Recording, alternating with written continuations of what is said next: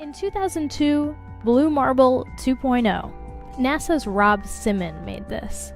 And it had wide appeal too. For example, it ended up as the default background on the iPhone. I didn't even know until I bought an iPhone and turned it on and kind of did a little happy dance. Simon's job is... It's primarily taking data and making pictures out of it. That's what this is, a composite of data sets from several different instruments translated into a picture. To us, the really cool thing was the data set. Up until that point, there was no realistic color map of the globe anywhere. So the land layer here comes from the Moderate Resolution Imaging Spectroradiometer aboard Terra. And the tricky part here was the weather. So we actually had to take clouds out. They stashed the clouds for later, went onto the ocean. That came from an instrument that measures phytoplankton in the sea. Where it was low, I colored it dark blue because they're low mostly in mid-oceans.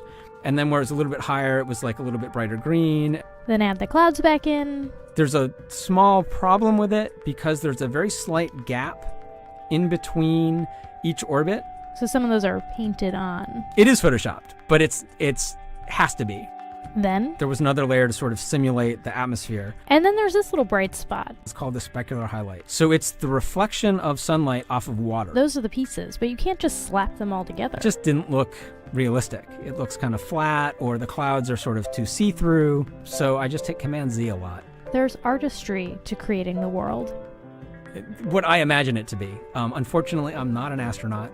I've never been to space. But I've looked at these images over and over again, trying to sort of get the essence of it. It is photoshopped, but it's has to be. It is photoshopped, but it's has to be.